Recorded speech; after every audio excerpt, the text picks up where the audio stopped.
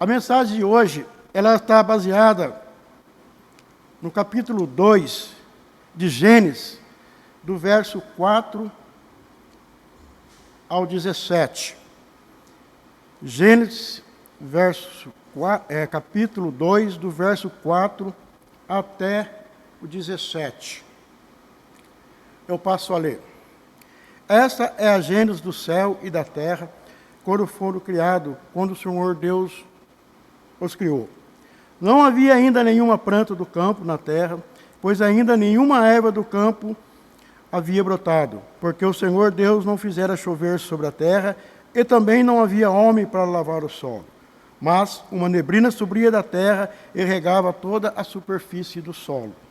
Então formou o Senhor Deus um homem do pó da terra, e lhe soprou nas narinas o fôlego da vida, e o homem passou a ser alma vivente. E plantou o Senhor Deus um jardim no Éden, na direção do Oriente, e pôs nele o homem que havia formado. Do solo fez o Senhor Deus brotar toda sorte de aves agradável à vista e boas para alimento, e também a árvore da vida no meio do jardim, e a árvore do conhecimento do bem e do mal.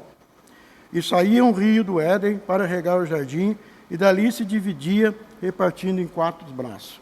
O primeiro chama-se Pison, o que rodeia a terra do Avilá, onde há ouro. O ouro dessa terra é bom. Também se encontra lá o bedélio, a pedra de ônix. O segundo rio chama-se Gion, é o que segura a terra de Cuxi. O nome do terceiro rio é Tigre, é o que corre pelo oriente da Síria. E o quarto é o Eufrates. Tomou, pois, o Senhor Deus ao homem e o colocou no jardim do Éden para cultivar e guardar. E o Senhor Deus lhe deu esta ordem: de toda a árvore do jardim comerás livremente, mas do conhecimento do bem e do mal não comerás, porque no dia que dela comeres, certamente morrerá. Gravemos o exercício 17, onde eu vou estar usando mais, onde Deus diz: mas da árvore do conhecimento do bem e do mal não comerás, porque no dia que dela comeres, certamente morrerá. Meus irmãos, a mensagem que eu pretendo trazer nesta manhã é algo muito comentado. É o não de Deus. O tema dessa mensagem é o não de Deus. E aqui no texto que nós estamos lendo, Deus fez lá. Eu fiz a intenção de ler todo o texto para mostrar que isso aqui foi no início. O não de Deus já está no início. Começando ali o tratamento com o homem, ele fez um jardim, colocou um homem para cuidar do jardim, colocou todas as condições que precisa para um jardim. Está aqui o rio de um lado, o rio do outro, a água, tudo certinho. Ele providenciou tudo. E ele coloca uma árvore, coloca o fruto, que desse fruto de tudo que pudesse comer, com fartura, bastante fruto. Não tinha só um pé, não, bastante. Mas de um fruto ele disse que não comerás. Pois bem, não vou entrar aqui em teologia, discutir sobre esse problema do fruto, se é uma maçã, o que seja, e também o porquê que Deus colocou esse fruto. Há muitas interpretações, né? O livre-arbítrio, e eles vão falar muita coisa aí com conhecimento que podemos ler. Eu não quero tratar a respeito disso, mesmo porque a minha área não é uma teologia assim de doutorado, teria até caído do cavalo falar alguma coisa. Mas eu simplesmente vou usar o que está aqui claramente, o não de Deus. Deus colocou um não. Se é para discutir, se é limite, eu não vou discutir. Eu só quero dizer que Deus colocou um não. Nós vamos trabalhar sobre isso aí. Não comerás. Saindo um pouco da Bíblia, nós vamos ver comentário. Tem também no meio dos evangélicos, mas é mais fora. As pessoas, os grandes escritores, cineastas, esses psicólogos, pessoal que vive no lado da literatura, todos, geralmente, eles leem a Bíblia, eles conhecem a Bíblia. Pode pegar filme aí, você vai ver que tem lance de Bíblia. Se você vai no professor, a Bíblia é uma literatura que, se a pessoa quer se manter-se informado, precisa conhecer a Bíblia, em qualquer área. E é normal eles dizerem, a Bíblia mostra o Deus do não. Em outras palavras, a religião dos evangélicos é a religião do não. Não pode, não faça, não. E se olhar, para quem não conhece a Bíblia, ler a Bíblia dessa maneira, realmente parece que o nosso Deus é o Deus do não. Porque já começa aqui no comecinho, não comerás. Depois nós vamos ver os 10 mandamentos, 80% dos 10 mandamentos é não. 8 são não. Não matarás, não furtarás, não adulterarás, tal. Só 2 que não, que é amar pai e mãe e guardar o sábado. E se continuarmos lendo a Bíblia, nós vamos ver não. No Velho Testamento, constantemente, vários não. Depois, no Novo Testamento, nós vamos ver ali não. O apóstolo Paulo sempre dizendo, não, aquele que mentia não mente mais, aquele que roubava não rouba mais. Então, nós vamos ver no não, que realmente parece que o nosso Deus é o Deus do não. Agora, precisamos conhecer a Bíblia. Por que precisamos conhecer a Bíblia? Porque o apóstolo Paulo, ele disse assim, todas as coisas me são lícitas, mas nem todas convêm. Então já começa a ficar, já não é mais do não. Há uma passagem a respeito, falando do mercado, ali de mercadoria e tudo, que nós usamos muito. O apóstolo Paulo faz dizer, examinai do mercado de tudo e retém o que é bom. Examinai e retém o que é bom. Nós vamos ver o apóstolo Paulo e o próprio Jesus dizendo que ele veio para que nós fôssemos livres. Para que nós fôssemos livres. Então não tem como nós ser livres se nós vivemos numa coisa que seria não. E para encerrar, nós temos, eu não vou ler lá devido, é muito longe para ler, mas Deus ele mostra em Deuteronômio, ele fala, Deuteronômio, eu acho que é Deuteronômio. Ele fala assim, eis que ponho diante de vós 2 caminhos. Ele vai mostrando o caminho que é da maldição, o caminho que é do pecado, e para onde caminha que leva, que é para a morte, ou seja, longe de Deus, ou seja, o inferno. E o caminho que ele mostra que é do bem, buscando as coisas de Deus, obediências, que nos leva ao céu. Então, aqui está mostrando então que já não existe mais por que esse não. Então você pode estar perguntando, então por que esse não? Eu vou dar um exemplo claro, categórico, que não vou ler também, mas hoje nós temos tempo aí, podemos estar lendo, continuar lendo aqui a formação do homem e a queda do homem. Eu não vou ler tudo porque, mas eu posso estar dizendo.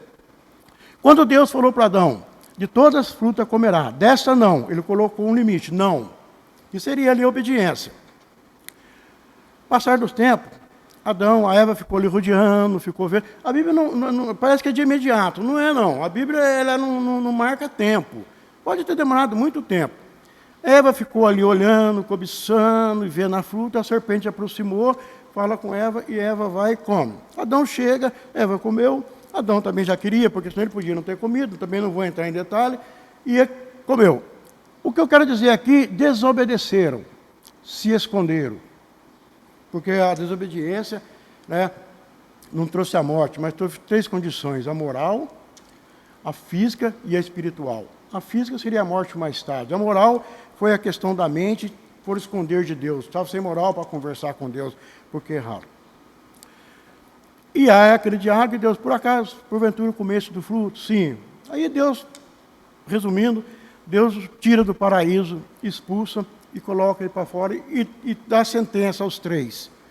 Cada um iria ter que trabalhar, com o suor da terra comeria. A mulher iria ter a dor do parto, o parto seria com dor, e a serpente rastejar separado, e também dizendo a profecia a respeito de Jesus, a serpente morderia o calcanhar e ele feriria a cabeça. O que eu quero mostrar no não de Deus agora é Adão fora do paraíso. Vamos prestar atenção. Adão saiu, colocou um anjo lá e não tinha como ele voltar. A Bíblia nos fala que na vibração do dia, lá no Éden, Deus vinha conversar com Abraão. Todos os dias, todos os meses, todos os anos. Não se sabe precisamente quanto tempo ele ficou ali no paraíso. Mas se ficou milhões de anos, não sei, não importa. Mas ele ficou uma grande quantidade. E nessa grande quantidade, todo dia, na vibração do dia, Deus vinha conversar com ele. Nós vamos trazer isso aqui mais, de um lado, uma intimidade com Deus. Deus ali conversando com ele, contando a respeito da criação, Deus mostrando como fazer as coisas, e poderíamos imaginar várias coisas, mas Deus estava todo dia, ele sentia a presença de Deus, todo dia. E outra coisa, a presença de Deus traz diferença. Nós vamos ver Moisés, quando Deus apareceu, foi preciso até colocar um véu. O lugar tremeu, o apóstolo Paulo, quando estava preso, ele estava cantando com Silas lá na cadeia, amarrado, eles começaram a dar louvor, a presença de Deus manifestou ali, que derrubou. Então, a presença de Deus traz modificações, várias maneiras de agir. Mas a presença de Deus traz um conforto, traz uma paz, traz uma tranquilidade, que o homem precisa. Agora imagine Adão lá fora, cuidando, dormiu. No outro dia, Adão, na mente dele, conscientemente ou inconscientemente, ele estava acostumado todo dia que Deus viria. Imagine Adão ali esperando a hora, não é assim? A gente, quando um filho vai para a escola, ou uma namorada, ou um namorado, a gente marca a hora que se encontra, a gente fica toda hora ali. Agora, vai chegar. Não é mais namorada, né? É da hora, agora eu vou ver. Não é assim? Adão, lá fora do paraíso, isso é lógico, a Bíblia não nos fala, mas é lógico, podemos entender. Lá fora do paraíso, ele estava esperando Deus ir. Porque Deus só expulsou do paraíso, não falou para ele, não vou mais conversar contigo. Ele ficou ali, aguardando. E Deus não veio. No segundo dia ele falou assim, ele já está chateado, provavelmente de manhã ele vem. No segundo não veio, no terceiro, uma semana. Depois de uns 15 dias, Adão caiu em si. Eu desobedeci. Quando Deus estava dizendo, não comerás, é porque Deus sabia que a hora que o homem comesse do fruto, desobedecesse, ia romper. O pecado faz separação entre nós e Deus. Deus sabia que Adão não ia ter mais a presença dele. Deus não podia, menos querendo, Deus não podia aproximar de Adão por causa do pecado. Então, por isso que Deus colocou o não no jardim do Éden e daqui para frente. Porque nós vamos ver que o pecado nos traz separação entre o homem e o Deus. Deus ama o pecador, mas ele abomina, ele detesta o pecado. E o pecado nos faz separação. Quando nós olhamos na Bíblia tantos nomes que tem aí, eu não vou ficar citando, porque é muito, mas nós já conhecemos, podemos estar lendo. Deus está dizendo para o nosso bem. Ele está dizendo para o nosso próprio bem. Aqui deixa eu ver só um momentinho. Aqui em Deuteronômio, ele está falando exortação à obediência. Em Deuteronômio, no capítulo 10, e diz assim: agora, pois, ó Israel, que é o que o Senhor requer de ti, não é que temas o Senhor teu Deus, ande em todos os seus caminhos, e ame e o sirva ao Senhor teu Deus de todo o teu coração e de toda a tua alma, para guardar os mandamentos do Senhor e os seus estatutos que hoje te ordeno, para o teu bem. Termina aqui o versículo 3. Guardar o estatuto que Deus requer para o teu bem. Não é para o bem de Deus. Se eu pecar, se eu deixar de pecar, Deus não vai mudar nada. Deus, ele continua na sua glória, no seu esplendor. Mas se eu obedecer a Deus, eu seguir os seus mandamentos, é para o meu bem. É por isso que a Bíblia é cheia de não. Se você pegar uma família de boa índole, família que tem uma ética, quando ele vai educar os filhos, ele não deixa o filho colocar a mão na tomada, não dá uma gilete na mão do filho, não dá uma faca afiada, não deixa o filho chegar no fogo, só deixa o filho dirigir o carro se ele tirar a carteira de motorista. Não, os filhos pedem. Eu lembro que o Daniel falava para mim, pai, deixa eu dirigir, deixa eu ser, eu já sei. Não, você não tem uma carteira. Dói falar isso, mas é lei. Então, por que dói? Mas eu quero o bem dele. Se não fizer uma autoescola, como que vai dirigir? É o que Deus está mostrando mais ou menos, é isso. É para o bem. A gente não fala um não para o filho com maldade, com intenção de ferir. Muitas vezes falando um não numa correção. E a gente fica triste. proibido uma coisa, a gente fica triste. É a mesma coisa Deus. Deus, ele vê, ele conhece. Eu fiz questão de ler o início ali, desse capítulo, pelo seguinte, ele está mostrando que Deus fez, foi Ele que criou, Ele que deu ordem, foi Deus que fez tudo, preparou tudo, então Ele conhece todas as coisas, e tudo que Deus fez era para o nosso bem. Porque é nós que estamos aqui na terra, pode ver, Ele plantou um jardim do Éden, colocou todas as frutas, colocou o rio em volta, fez tudo que um jardim precisa.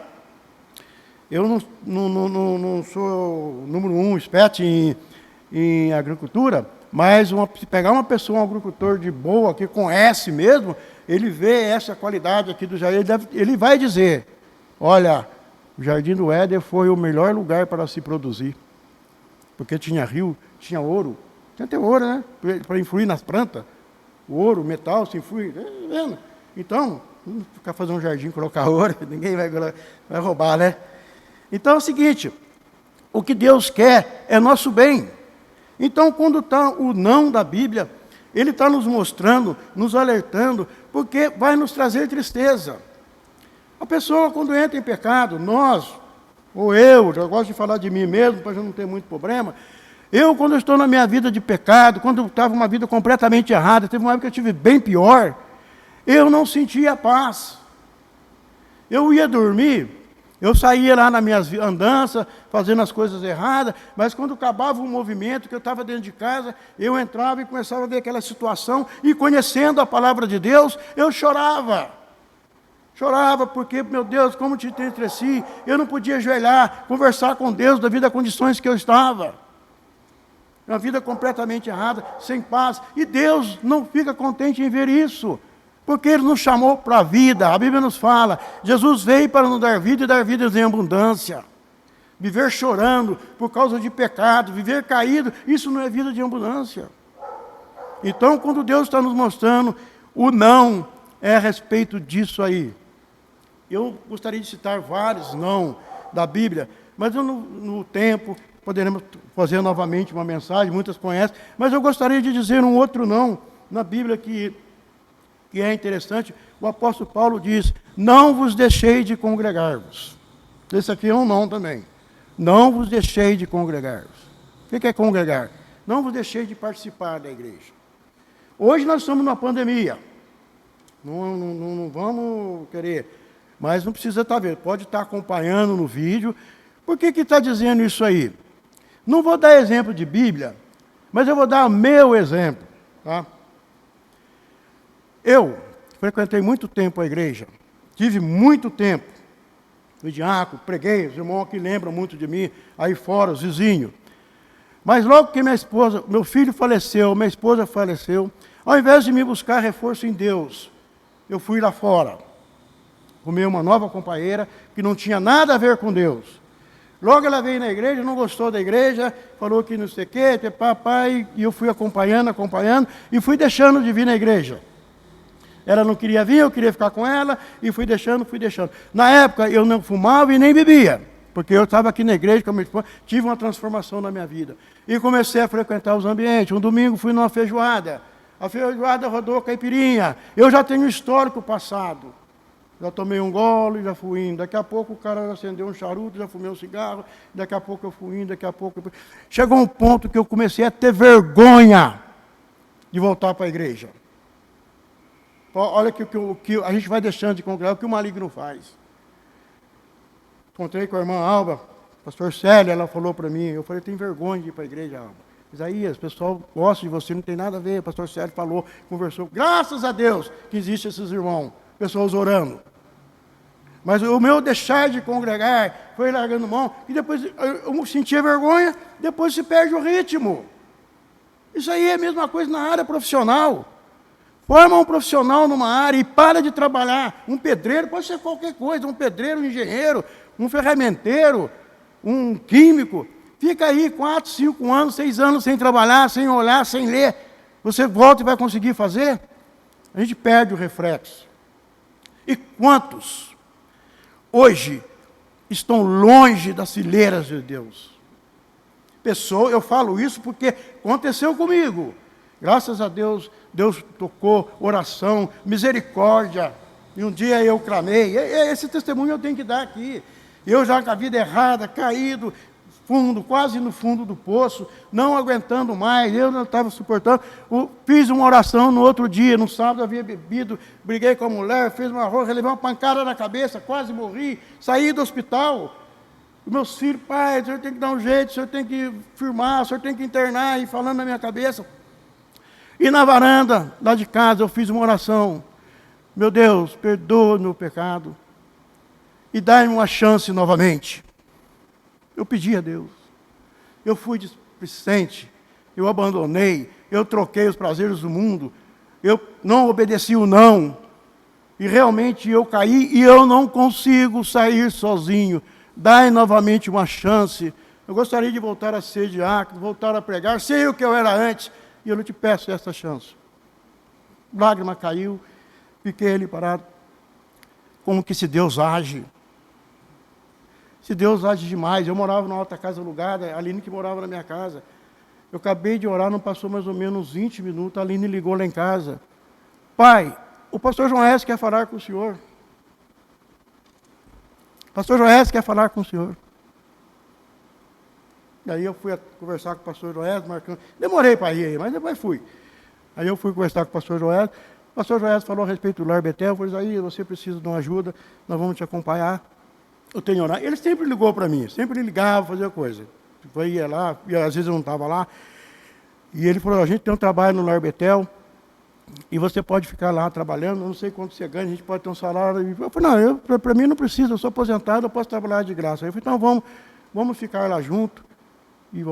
E aí você vê como que Deus foi encaixando. Fui lá longe, caí com a moto, uma barreira lá, ela estava quase largando mão. Aí, puxa vida. Mas é isso que o maligno quer fazer. Todos os dias de manhã, conversando com o pastor Jean, a gente orava, conversava, foi contando os problemas, foi indo. Eu estava numa vida financeira difícil. Eu tive sempre um salário bom, como ferramenteiro, aposentado, 2 aposentadorias. Para o meu padrão estava muito bom. Mas eu estava endividado, PVA do carro atrasado, não tinha dinheiro, não tinha nada, e aí o pastor ali e tal. E lá no Lar Betel, eu senti como que Deus... Comecei a ver que estava melhorando. E eu pensei, quer saber de uma coisa? Eu estou apertado, mas esse mês eu vou dar o dízimo. Eu não estou falando aqui para comprar ninguém, que eu não sou nem presidente da Junta, não sou presidente do conselho, não estou dizendo. Eu estou contando um testemunho que precisa ser dito. Eu peguei meu envelope de dízimo, falei, eu estou sem dinheiro, estou apertado, mas eu vou tirar o que é de Deus, o que é o dízimo, é o dízimo. E tirei e comecei a entregar o dízimo, comecei a vir. Aí você vai contar isso aí, muita gente não acreditar. Com menos de 6 meses eu fiquei bobo de ver como que mudou minha situação financeira. E trabalhando de graça. Antes eu trabalhava em 2 lugares e vivia apertado. E lá trabalhando de graça. E voluntário, não recebia nada. O pastor Joel até um dia foi dar dinheiro para pôr gasolina. Eu falei, se eu pôr gasolina, eu não sou voluntário. Voluntário não pode dar despesa. É a minha opinião. Mas quando foi em outubro, mais ou menos, como que as coisas melhorou? Conheci a Fátima lá. Mulher de Deus. Chegou aqui na igreja, as pessoas que conheceram, voltam de novo falar da Álvara. Você conhece ela há 20 anos. A mãe do Ari, a Zilma, uma conhecida de Deus, uma mulher trabalhadeira, colocou na minha vida, houve uma transformação. Porque a misericórdia de Deus. Agora, por que eu caí nisso? Porque eu não obedeci o não de Deus. A Bíblia nos diz, não andai com ímpio. Bem-aventurado o homem que não anda no conselho dos ímpios. Fumei para casar, com a morte da minha esposa, uma mulher ímpia que não conhecia Deus. Eu achei que eu podia transformá-la, mas não tinha condições nenhuma. Ela que me transformou. O pecado, para o mundo e para as coisas erradas. Por quê? Porque não vigiei e não orei. Então, o não de Deus é só para o nosso bem. Eu já conhecia, mas a gente pisa um pouquinho na bola. Hoje, depois do que aconteceu comigo, na trajetória que eu passei, eu começo a ver como que esse não de Deus é importante. Não deixei de congregar. Quantos que estão me ouvindo? Eu conheço vários, principalmente daqui da Betel, do Jardim Augusto, de várias igrejas, porque eu trabalho em vários lugares, que deixaram de congregar e hoje não tem igreja nenhuma.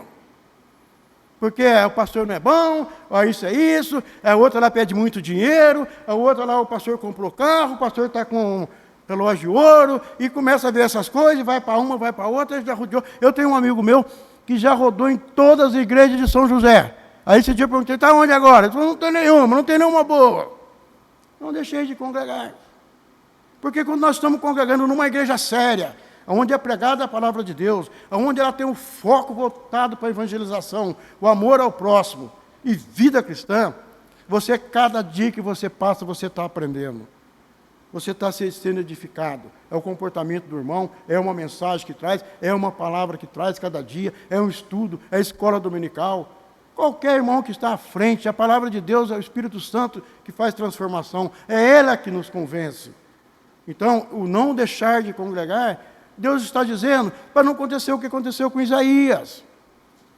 Se eu, quando a Denilze morreu, o Daniel faleceu, e eu tivesse firmado mais na igreja, continuasse pondo a minha esperança em Deus, e aguentando, eu não teria passado porque eu perdi muito. Eu perdi financeiramente, eu perdi amigo, eu perdi moral, só não perdi emprego. Porque agradeço os patrões lá, me conhecem desde a época, tiveram compreensão, mas já era para ter sido mandado embora há muito tempo, já mandar prender eu também já de uma vez. Então, é porque você deixa de ouvir a palavra. O que nos fortifica é a reunião na igreja. O que nos fortifica é uma pregação como essa, ou como de ontem à noite, como domingo, como um estudo bíblico, aonde ali o pastor está falando, ele mostra uma palavra que nós estamos ouvindo. É isso, e cada vez a gente vai ouvindo mais, e cada vez que a gente vai ouvindo mais, porque nunca se repete, é interessante isso. Eu posso estar pregando, eu nem marco assim, com as pregações que eu fiz, eu só marco o texto aqui que eu vou seguir, e não guardo mais nada, porque a gente não consegue repetir. Se eu quiser repetir a pregação que eu preguei domingo passado, ela não vai ser a mesma, porque não sou eu que estou falando, não é decoreba, é Deus.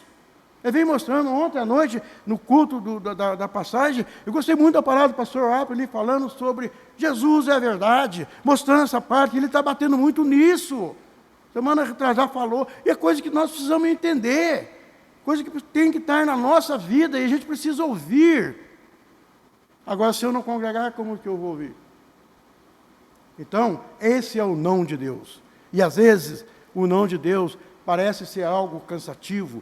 E crentes falam isso também, que a igreja do não aguento mais tanto não, mas todo o não de Deus é o que está escrito aqui em Deuteronômio. É para o nosso bem, é para o teu bem, porque Deus, ele vê o amanhã, Deus, ele conhece todas as coisas, e Deus sabe como nós somos tão frágeis. É por isso que tem um não de Deus na nossa vida, não porque Deus quer ser autoritário, quer mostrar, eu quero mostrar quem está no comando aqui. Não é nada disso. É diferente de onde a gente trabalha, né? Os líderes aí, não pode, no exército então, e você fala assim, o cara quer mostrar quem está no comando. Mas não é. Todas as coisas têm um treinamento, todas as coisas existem ou não para o nosso próprio bem. E Deus não vai agradecer e nem vai diminuir. Mas o que Deus quer é o nosso bem, para que não vamos sofrer. Então, eu gostaria de trazer essa mensagem, deixar para que nós possamos entender que o não de Deus é para o nosso bem. O não de Deus é para a nossa edificação. O não de Deus também é para que nós aprendamos a ser obedientes. Nós estamos num mundo tão revoltado, ninguém obedece mais ninguém. Se você, como um evangélico, conhecedor da palavra de Deus, obedece a palavra de Deus, ali fora você vai ser um sucesso. Você vai obedecer o trânsito, você vai obedecer no seu trabalho, em todas as áreas. Então, o não de Deus é uma diretriz para nos educar. O não de Deus é para nos fazer bem. Vamos orar? Bondoso Deus, eterno Pai, te agradeço por esta manhã, te agradeço, ó Deus, pelo que o Senhor tem feito por nós, te agradeço pela tua palavra, a Bíblia, que é viva e eficaz, te agradeço também pelo pastor Lá, pela esposa, um trabalho que tem feito aqui, e obrigado pelo conselho dessa igreja, ó Deus, que tem nos permitido fazer essas mensagens e poder fazer online, e muitas pessoas estão sendo edificadas. Eu lhe peço que continue nos abençoando no dia de hoje, e também, ó Deus, nesse resto de ano que termina, e te agradeço, ó Deus, porque eu pude, durante todo o ano, cumprir o meu trabalho, essa missão de vir trazer a tua palavra, e eu sei que a minha eficiência veio de ti. E lhe peço que o Senhor esteja me abençoando no ano que vem. É no nome de Jesus que faço oração. Amém, Senhor.